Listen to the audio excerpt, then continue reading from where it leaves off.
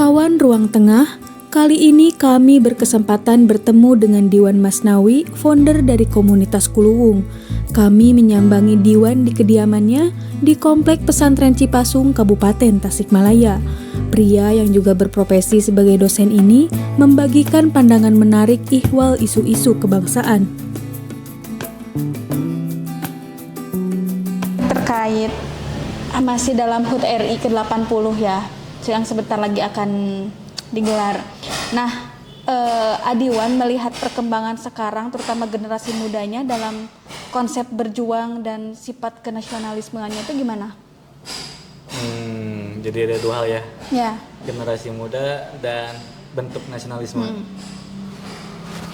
Proses perjuangan generasi muda, menurut saya hari ini itu tentu tidak akan sama dengan perjuangan-perjuangan leluhur kita sebelumnya gitu ya.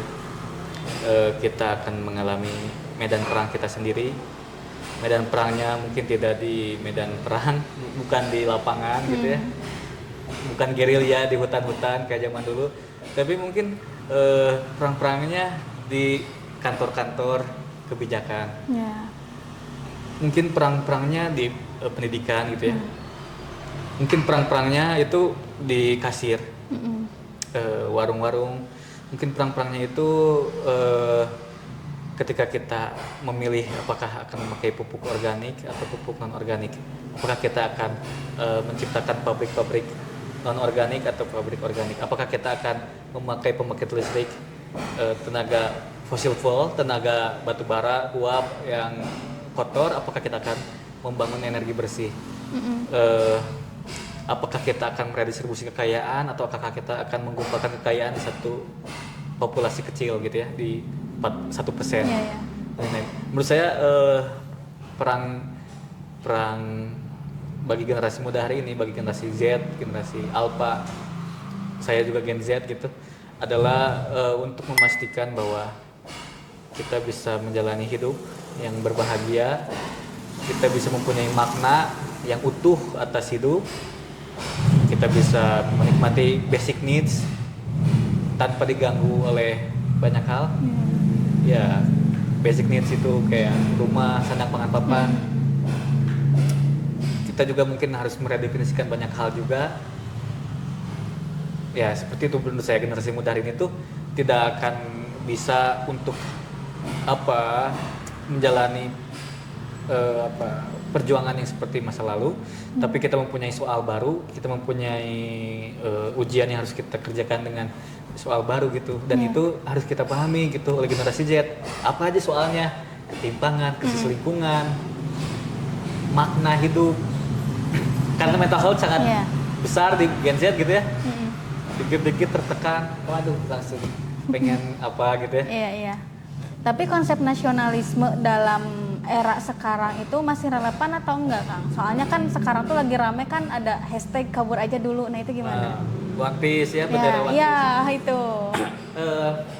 Itu kan tanda bahwa masyarakat, terutama generasi muda, merasa gagasan nation state atau kebangsaan, nasionalisme gitu kan, kebangsaan, bangsa gitu, mulai retak dan mulai goyang gitu. Apa sih maksud kebangsaan itu tuh? Yang dimaksud kita satu bangsa, as a nation itu seperti apa gitu ya? Sebagai satu bangsa itu seperti apa? Apakah karena kita sama warna kulitnya? Apakah karena kita makan nasi? Apakah kita makan yang sama, minum yang sama? Atau kan seperti apa gitu? Dan sekarang dengan yang disebut global village, kampung global, ketika kita bisa transmigrasi, kita bisa jadi diaspora di negara mana. Bisa kita lihat Prancis gitu ya. Prancis itu sebagai sebuah bangsa, di sepak bolanya kan udah 80% kulit hitam. Apakah itu adalah bangsa Prancis? Nah, kan gagasan tentang bangsa, tentang negara bangsa juga sekarang mulai rubah definisinya, konsepnya. Jadi menurut saya itu emang wajar ketika generasi muda melihat nasionalisme ini sangat retak dan tidak kokoh gitu, karena perlu ada narasi ulang, perlu ada konsep baru gitu tentang apa sih maksud satu bangsa ini tuh. Ketika kita satu bangsa tapi pemimpin kita bisa lebih mementingkan kepentingan luar, kepentingan pihak lain. Kita sebagai bangsanya mungkin terus disedot, dihisap dan lain-lain. Kita sebagai bangsa tidak merasakan kebahagiaan sebagai bangsa Indonesia. Itu kan pertanyaan-pertanyaan penting yang diajukan oleh generasi muda gitu, yang perlu dijawab bersama juga. Apa sih konsep nasionalisme itu bagi kita? Oke. Lalu harapan Kang Diwan ini terhadap pemerintah dan masyarakat, khususnya generasi-generasi muda dalam menjelang HUT RI ke-80 ini bagaimana, Kang?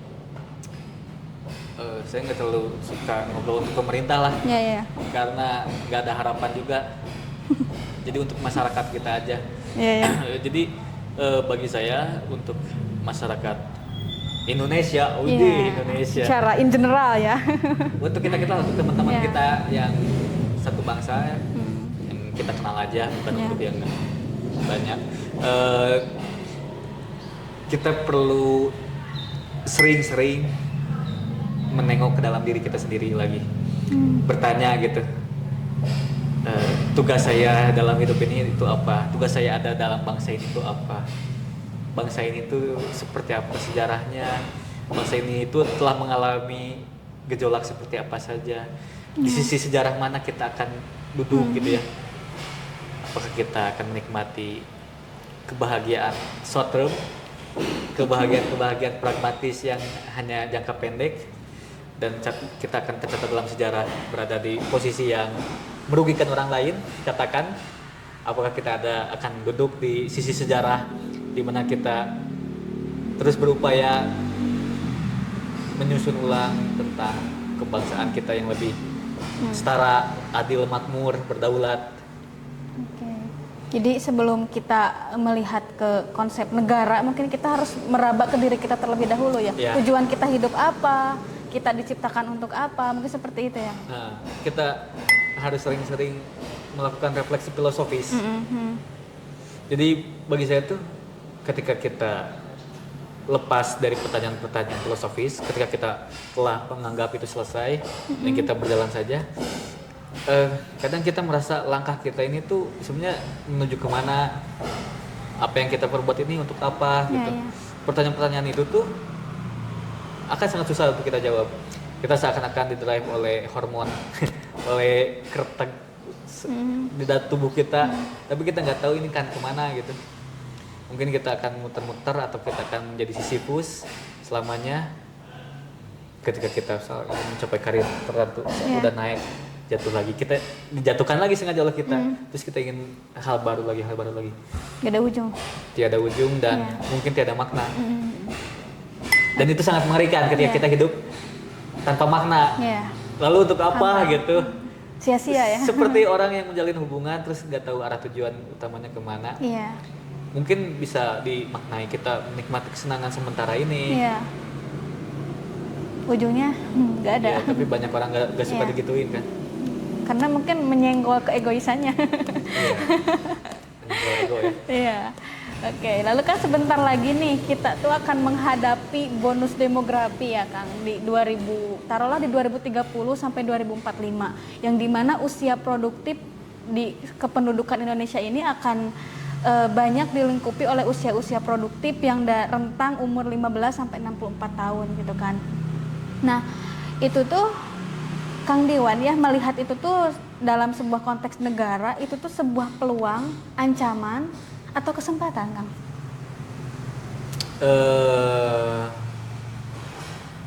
Peluang.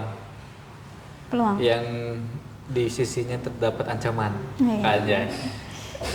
Itu tipis banget tuh antara bonus dan dan denda. Kayaknya akan terjadi banyak denda gitu. Ketika kita memiliki angka populasi produktif yang tinggi gitu ya. Mungkin kita bisa melakukan produktivitas yang banyak gitu ya. Kita bisa mengerjakan banyak hal dan yang lain. Tapi itu sejauh kalau lapangan kerjanya ada, sejauh kalau kita semangat gotong royongnya ada, sejauh kalau misal kita bisa menggerakkan potensi ini pada sesuatu yang konservatif, yang maksudnya yang merawat gitu ya, yang merawat lingkungan, yang merawat ekonomi, merawat keluarga gitu dan lain-lain. Ini akan bermakna menurut saya.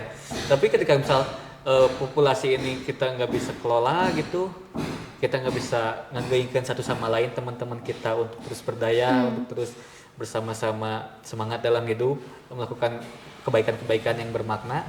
Ini akan menjadi kacauan, kerumunan, pengangguran. Misal satu kota dikepung oleh satu provinsi dikepung oleh 7 juta pengangguran. Dia pengangguran mungkin hanya punya pemasukan sehari berapa gitu. Terus gimana dia makannya, gimana dia berpakaiannya gitu, gimana dia tinggalnya dan lain-lain. Itu akan sangat mengerikan gitu ya. Ketika misal dikepung gitu ya, pengangguran, lapar gitu.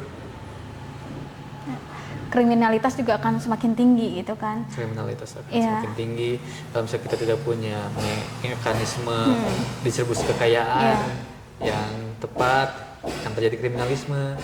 Karena setiap orang kan lapar perlu makan. Nekat ya orang-orang. Nah, tapi kita jangan jauh-jauh dulu ke 2030 gitu ya. Kita lihat sekarang aja fakta yang paling terdekat, misalkan kita dalam lingkup geografis kabupaten ya. Saat ini kan banyak orang-orang yang dengan notaben kayak orang-orang terdidik yang pengangguran gitu kan. Itu miris banget gitu kan. Soalnya kan dulu stigma masyarakat itu kalau misalnya orang-orang yang anak muda yang memiliki pendidikan yang tinggi itu akan mendapatkan pekerjaan yang layak. Itu kan stigma kuno yang dulu-dulu gitu. Padahal kan tidak tidak saklek itu gitu. Kita menyatakan bahwa kalau kita sekolah tinggi akan mendapatkan pekerjaan yang layak di mata masyarakat. Nah, ini sebelum kita tarik ke 2030. Nah, melihat kacamata yang sekarang aja, melihat banyak masyarakat yang terutama anak muda yang emang belum memiliki pekerjaan, itu bagaimana, Kang? Ya itu karena kan tidak mereka sendiri sih. Karena kan tidak semua orang itu memiliki gaya hidup berkesadaran juga gitu. Ada orang yang ngalir-ngalir aja ngikutin arus gitu. Nah, itu gimana? Iya, karena gini, kalau misalnya kita lihat ya, lulusan kampus atau katakan jurusan tertentu, jurusan hukum misalnya ya, di UGM aja kemarin 1 tahun ngeluarin sekitar lebih dari 500 lulusan.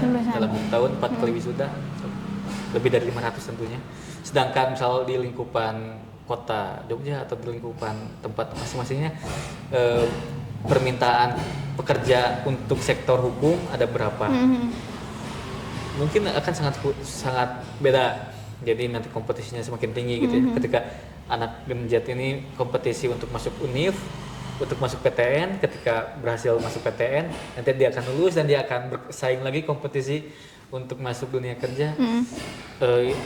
Kondisinya seperti itu gitu ya. Jadi ini sangat susah gitu untuk melihat keseimbangan antara lulusan yang dikeluarkan dan industri yang mampu menyerap.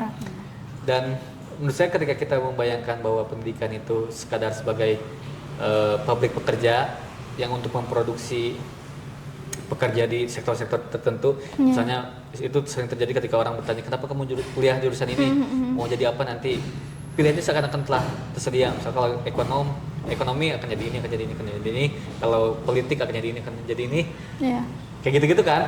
Tapi ternyata kan lapangan kerja tidak seperti itu. Maksudnya tuh yang menyerap itu hanya berapa gitu. Dan sepertinya ada upaya-upaya tertentu untuk tetap mempertahankan angka pengangguran ya, biar ketika angka pengangguran tinggi, ketika upah rendah itu para pekerja tidak akan protes besar-besaran, karena kalau dia protes dia bisa dipecat dan masih banyak orang yang nunggu untuk kerja. Akhirnya serikat pekerja tidak akan kuat, tidak akan apa. Mungkin itu mekanisme licik yang emang dipertahankan untuk mempertahankan pengangguran gitu ya, untuk mempertahankan upah rendah. Dan menurut saya itu emang masyarakat kita harus berpikir bahwa pendidikan itu kita jangan hanya menggantungkan pada institusi yang telah terberi yang ada. Kita harus mampu juga berdaya, wirausaha, dan inovasi-inovasi kreatif lainnya, terutama generasi muda tentu akan mampu mencapai itu. Misalnya menurut saya banyak lapangan kerja yang harus kita buka gitu ya, seperti lapangan kerja perawat itu misalnya orang-orang yang nguruskan kolotna, anu nguruskan orang tuanya yang udah sepuh gitu, itu harus ada gajinya menurut saya mah. Dia harus menahan dirinya untuk tidak ke kota, tapi dia diam di rumah, ngurus keluarga anu udah sepuh dan lain-lain. Menurut saya itu pekerjaan, dan itu harus ada mekanisme yang mampu membayar itu, apakah itu lewat dinas sosial atau lewat apa yang bisa dipakai dari redistribusi kekayaan yang ada ya dari pajak. Kita juga bisa membuka lapangan kerja baru di bidang konservasi. Banyak sungai rusak yang harus dikonservasi, banyak recycling sampai perlu didaur, itu harus dibuka industrinya sebesar-besarnya, harus ada banyak uang di sana biar orang-orang mau kerja di sana. Di keperawatan ya, untuk kita menjaga satu sama lain, menjaga keluarga kita, itu kan cara dibayar gitu pada itu pegawaian, untuk menjaga lingkungan, untuk kerja-kerja penjagaan lah. Ya. Tapi sistem pemerintahan saat ini ya dalam menghadapi bonus demografi yang sekarang masih kompleks gitu kan dalam permasalahannya. Nah, apakah Indonesia ini sudah siap untuk menghadapi bonus demografi itu? 19 juta lapangan kerja janji Wapres. Waduh. Ya, kita throwback. Kalau menurut saya nggak mikir pemerintah lah, kita mikir masyarakat kita, teman-teman kita sendiri. Apakah kita sanggup gitu ya sebagai generasi muda untuk berdaya, untuk lebih kuat? Agak susah. Karena kita nggak punya mentor yang cukup banyak, yang tersebar begitu bagus gitu. Misalnya untuk kerja-kerja organisasi NGO gitu ya, yang ngurus lingkungan misalnya, kita belum banyak dapat akses pendanaan yang cukup dan lain-lain gitu ya. Jadi menurut saya ini nggak bisa hanya generasi muda aja, generasi muda itu perlu dibimbing juga.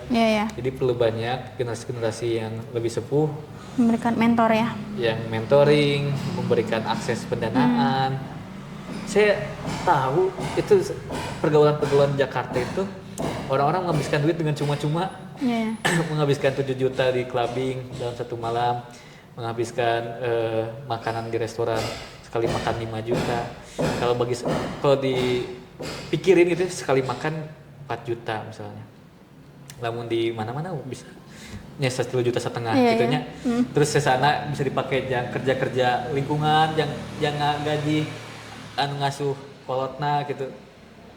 Cik saya mah duit-duit eta murahna lamun ka belah dieu mah leuwih ngeunaheun gitu. Sekarang duit-duit anu dibuang cuma-cuma di industri gelap gitu nya, jika di clubbing, jika di mana nginum sekali harga 45 juta sabotol misalnya karar itu kan 45 juta mah batur kudu gawe sabar 10 tahun mah dan mun UMR tasik mah yang menang sakit.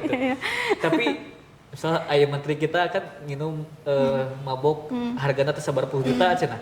Mah sekali nginum sakitu sok urang kudu sabar tahun menang duit sakitu. Padahal niat kita baik ya. Jadi menurut saya banyak uang yang bergumpal di itu aja. Terus juga itu digunakan secara cuma-cuma. Maksud nggak bermakna. Terus di satu sisi banyak orang yang seperti itu gitu, yang bekerja, yang berjuang dalam sepi, dalam sunyi gitu, tanpa makanan yang enak, yang dianggap seadanya ya. Betul masa kiki nanya, ya gitulah. Oke, tapi hal itu tuh karena faktor lingkungan atau karena faktor individu-individunya yang tidak berkesadaran dalam menyikapi hal itu? Ya itu saling bertautan antara individu dan lingkungan. Individu membentuk lingkungan mempengaruhi individu. Tapi mungkin sistem dan arsitektural kebudayaan kita yang perlu ditata gitu ya. Jadi arsitektur kebudayaan kita kan terus mendorong itu melalui mimpi-mimpi yang diproduksi lewat film, lewat apa, bahwa kekayaan, kemewahan, kenikmatan itu seperti itu dan itu adalah nikmat. Maka orang-orang menginginkan hal-hal seperti itu. Orang-orang bertaruh apapun untuk mendapatkan uang banyak dan menikmati kemewahan itu. Imajinasi kita itu selalu seperti itu dan kita ingin seperti itu. Dan kita tidak ada bayangan untuk berani meredistribusi kekayaan kita. Kita nih punya uang segini, orang bagi-bagikan, golangkan kemana, akhirnya jangan isi meh bisa. Jadi uang yang berjalan untuk kita ya. Bisa jalan. Nah, kan kita selalu ingin akumulasi dan terus endlessly gitu tanpa henti. Imajinasinya kayak gitu. Tapi nggak ada tuh film-film yang banyak lah film-film indie tapi yang secara heroik atau secara berkesedaran memastikan misal Luffy gitu ya, One Piece. Mimpinya itu ingin teman-temannya bisa makan sepuasnya. Artinya sejahtera, artinya dia nggak kelaparan. Kan sederhana itu gitu mimpi itu tuh kayak gitu. Kalau misal mereka bisa minum duit atau minum mabok anu harga 45 juta tapi bebaturan anak kelaparan atau bingung isukan dahar naon, menurut saya itu Miris bukan banget. kemewahan, bukan kekayaan yang kita inginkan. Jadi kayak jatuhnya tuh kebahagiaan di atas penderitaan orang lain ya. Ya walaupun misal naon hubungannya nah itu mah tanggung jawab urang gitu. Kan seakan-akan kita seperti itu. Itu bukan tanggung jawab kita, itu urusan layanan sorangan. Amaluna amalukum. Nah, buat miskin, nah buat iya gitu. Tapi kan dalam struktur ekonomi makro itu saling bertautan gitu ya. Iya. Nah, nu hiji bisa monopoli satu hal dan jadi beunghar. Nu hiji itu bisa. Nah, itu tingkat tinggi gitu dan mungkin akhlak tasawuf yang sangat tinggi yang bisa Menjangkau itu. Perlu kebersihan hati, kemurnian pikiran ya. Iya, berat. Lalu yang terkait sekarang nih lagi rame terkait pengibaran bendera One Piece, katanya lebih layak daripada kita harus mengibarkan bendera merah putih di hari HUT RI nanti. Nah itu gimana? Itu kejujuran daripada kita hanya senyum respect gitu ya. Itu secara terang-terangan ya. Senyum karir gitu. Buat apa kita membanggakan sesuatu yang merampas kita, yang menghisap kita gitu. Yang hanya menyajikan iri dengki, hasad, penyakit hati lah gitu. Iya. Ketika misal pejabat-pejabat kita menteri-menteri kita terus menampilkan kemewahan, sedangkan kita tidak menikmati itu secara normal, alamiah, psikologi manusia akan merasa iri. Iya. Ketika misal wakil-wakil rakyat di daerah, dia memiliki aset yang sangat banyak, kendaraan yang banyak dan lain-lain, sedangkan warga-warganya tidak bisa mengakses itu gitu, dia akan dengki, dia tidak akan percaya gitu pada konsep redistribusi kekayaan yang ada oleh negara gitu ya, tidak akan percaya sama negara lah. Misal di kita gitu ya, pajaknya nggak terlalu tinggi gitu, tapi kita nggak susupah, nggak caci maki mere pajak teh gitu, karena kita tahu nanti akan dipakai jadi Rubicon oleh anak Ditjen Pajak. Kalau misal di Skandinavia, di Eropa Utara pajaknya hampir 40%, 50%. Tapi mereka percaya karena angka korupsinya rendah.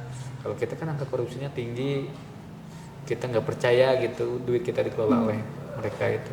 Karena dari awalnya udah kayak gitu ya. Jadi masyarakat tuh punya stigmanya ya pemerintah. Karena itu dilanggengkan terus dengan penampakan-penampakan yang sangat nyata.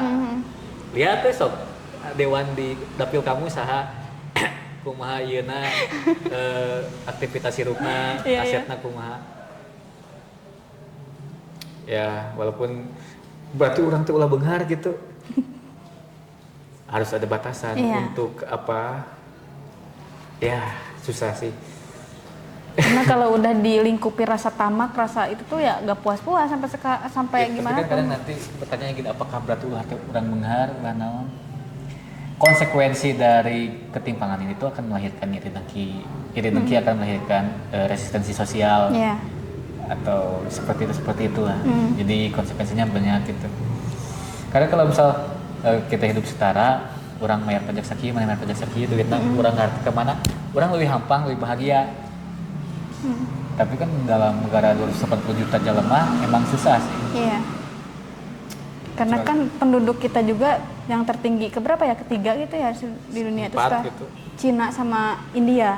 Keempat. Okay. Kayak gitu sih. Ya kalau menurut saya mah kesetaraan itu emang mustahil. Ya. Tapi kalau di Skandinavia gitu, di negara-negara Eropa Utara yang sosdem, ya, politiknya sosial demokrat, dia punya batas. Jadi kamu tuh nggak bisa miskin banget ya. Kamu nggak bisa sampai gelandangan. Kamu gelandangan, iya ya dinas sosial, mere imah, mere tempat cicing. Tapi kamu gitu bisa benghar-benghar pisan. Karena Ada aya batas. pajak orang kaya. Jadi mun kayaknya sakumaha pajaknya sakumaha. Jadi mau bisa jangkung ting. Tah, jika gitu jadi aya ambang batas. Jadi ada titik sentralnya ya antara si miskin sama si kaya itu. Ya, ulah extremely miskin, jeung ulah extremely wealth, ulah extremely benghar gitu nih. Mun kita misal mobil per orang satu atau kumaha opat tilu maksimal misal gitu. Jadi aya batasanana ya. Oh, urang teh apa ya batasanna sakieu teu ngalewihan batas. Ya ya. Mun di urang mah enak beus kan. Tidak bebas, tidak merdeka gitu ya. Anu miskin Iya, iya. bisa, papa anu benghar bisa. Oke. Terus sekarang nih kita sebagai generasi muda, generasi Gen Z yang emang sedang berproses untuk mekar, berproses untuk ya berjuang, berperubahan gitu ya, berkesadaran. Kita tuh harus dimulai dari mana sih Kang supaya kita tuh bisa hidup dengan tenang di atas kemerdekaan yang emang naif ini. Kalau saya perkuat komunitas. Ya. Jadi kita harus memperkuat komunitas kita. Mm-mm. Komunitas itu dalam artian society, Ya. masyarakat. Kita harus memperkuat masyarakat kita. Jadi kalau misal kita udah kuat sebagai masyarakat, misalnya benghar bisa bantuan gerak batur, Ya ya. kekuatan komunitas lah, kekuatan masyarakat. Kita harus memperkuat konsep society. Karena kan di era neoliberalisme ini mah, bahkan Margaret Thatcher bilang bahwa nggak ada itu yang namanya masyarakat. Yang ada hanya individu satu, individu dua, lelaki, perempuan, dan keluarga. Jadi nggak ada gagasan masyarakatnya. Jadi menurut saya mah Gen Z ini kita harus berkomunitas. Gen Z ini kan terkenal introvert, Ya. terkenal mengurung diri, Individualis ya. nggak mau aku interaksi sosial tuh, cina energi sosial aku habis. Kalau menurut saya itu akan bahaya. Iya ya. Jadi kita harus memperkuat komunitas kita, kita harus punya banyak kenalan banyak, bersatu sebagai sebuah masyarakat yang bisa saling mengingatkan satu sama lain, membantu satu sama lain. Kekuatan itulah komunitas. Di waktu kita butuh dan lain-lain, dengan kekuatan komunitas yang bisa udah ngerasa enak, kita bisa saling support, bantu. Oke, tapi aku penasaran dengan komunitas yang Adiwan Mbak ini selama ini, berarti sebagai founder ya, komunitas apa aja? Kuluwung sama Pesan Green. Ya, Pesan Green co-founder Nah, bareng. oke, nah itu tuh, Kuluwung juga co-founder bareng-bareng, selalu bareng-bareng. nah itu tuh gimana aja sejauh ini sudah ada apa ya pencapaian ke masyarakat itu sejauh ini kegiatannya apa aja yang produktif? Di Kuluwung. Dua-duanya. Kalau di Kuluwung kan kita menyajikan alternatif bagi terutama generasi muda ya untuk ikut kajian, Oke. diskusi-diskusi. Karena kita lihat kan ketika kita tinggal di Jogja, ketika tinggal di Bandung dan lain-lain, akses informasi itu cepat tersebar, banyak tokoh-tokoh, banyak orang pintar dan lain-lain. Akhirnya kita mendapatkan berkah karena berjumpa, mendengarkan. Dan gap antar kota besar dan kota kecil kayak Tasik ini tuh sangat tinggi. Makanya kita juga menghadirkan itu agar mengakselerasi generasi muda, SMA, kuliahan untuk mampu mengakses informasi seperti itu, untuk mampu mengakses update informasi seperti itu, cara pandang yang baru, cara pandang yang update, yang lebih ya versi terbaik, versi baru lah ya. Iya. Seperti itu. Terus kita juga menyajikan karya-karya longser, seni rupa, drama, seni rupa, musikalisasi, puisi. Kesenian Dan berbagai macam bentuk kesenian lainnya. Itu juga impactnya untuk masyarakat adalah sebagai sebagai daya bahwa hidup itu harus bergembira walaupun kita menderita, tapi penderitaan tidak akan selamanya. Karena ngecerik saeutik kan capek bekas seseurean deui. Jadi keseimbangan itu yang kita ingin capai juga. Terus kalau di pesantren ini kita bareng-bareng tackle isu sampah di Saruni, di sungai. Yang dulunya buang sampah ke sungai, kita kelola jadi ada bak sampah, kita ada pengolahan, ada tim satgas. Ini nanti kita akan lantik jadi juru kunci Saruni di acara 9 Agustus. Jadi konsennya lebih ke sampah ya, kayak Pandawara ya. Pandangan terlalu sih. Ini lebih kecil. Dan ada barbek, bisnis barbek Iya. sebagai ininya Oke, itu udah lama berjalan 2023, udah 2 tahun. sama komunitas Kuluwung juga? Ya. Atau Ya sama-sama orangnya. orangnya Tapi, itu aja? jadi masih. komunitas Kuluwung itu produksi budaya. Oke. Dia yang menyusun wacana dan lainnya. Pesan Green ini adalah organ taktis yang mengerjakan itu. Oh, oke. Yang mengerjakan ide-ide yang digodok di Kuluwung. Jadi kayak Kuluwung tuh kayak konseptornya mungkin Ya. ya gitu. Oh, oke. Pesan Green taktisnya gitu. Yang ngomongin berapa belas RW yang akan kita ini, 40 RT, bla bla bla gitu ya. Iya, ya. Kayak gitu-gitunya.